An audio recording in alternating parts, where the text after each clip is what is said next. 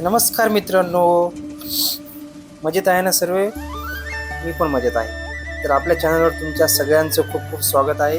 आज आम्ही तुम्हाला घेऊन आलो आहोत महाराष्ट्रातील अत्यंत सुंदर आणि निसर्गरम्य ठिकाणी बीड जिल्ह्यातील प्रसिद्ध कपिलधारा धबधबा आणि कपिलेश्वर महादेव मंदिर.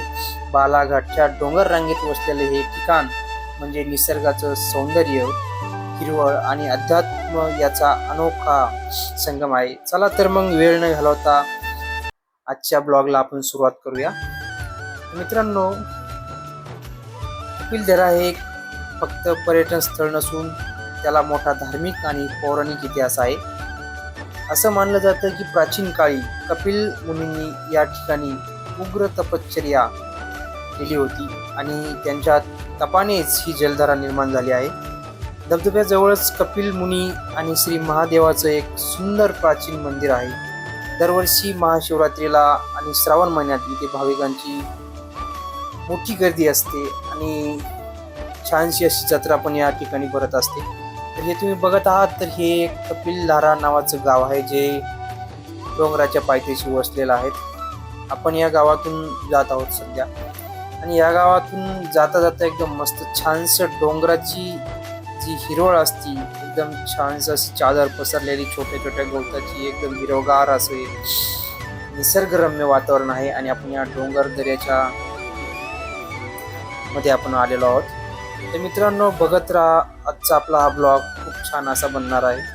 तर तुम्हाला जास्त करून निसर्गच या ठिकाणी पाहायला भेटणार आहे.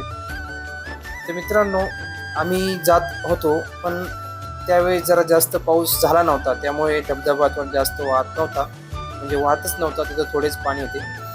तर मित्रांनो, या ठिकाणी तुम्हाला जर यायचं असेल तर तुम्हाला ऑगस्ट आणि नोव्हेंबर हा जो महिना आहे या महिन्यात तुम्ही येऊ शकता. छानसं पाणी पण तुम्हाला इथं बघायला भेटेल आणि धबधबा एकदम छानसा, तुम्हाला धबधब्याचा आनंद घेता येईल असं हे ठिकाण आहे छानसं. हा धबधबा बीड शहरापासून साधारण 30 किलोमीटर अंतरावर शिरूर कासार जवळ आहे. जर तुम्ही पुणे छत्रपती संभाजीनगरतून येत असाल तर विकेंडला भेट देण्यासाठी ही अतिशय उत्तम जागा आहे. इथे भेट देण्यासाठी मान्सूनचा काळ म्हणजे ऑगस्ट ते नोव्हेंबर हा वेळ सर्वोत्तम मानला जातो. या काळात इथला धबधबा पूर्ण वेगाने वाहतो आणि आजूबाजूचे डोंगर हिरव्यागार शालूने नटलेले असतात.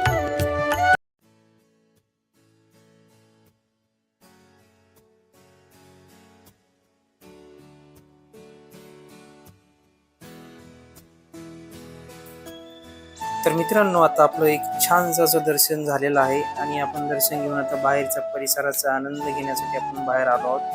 मंदिराच्या समोरच मंदिराचं हे महाद्वार हे पूर्व दिशेला आहे आणि पूर्व दिशेच्या मंदिराच्या बाहेर तसंच आलं समोर की आपला जो धबधबा आहे तो आपल्याला समोर दिसतो आणि धबधब्याकडे जाताना एकदम छानसे असे झाडं आहे, ते छानसं वृक्ष असे एकदम भारी भारी वाटतं.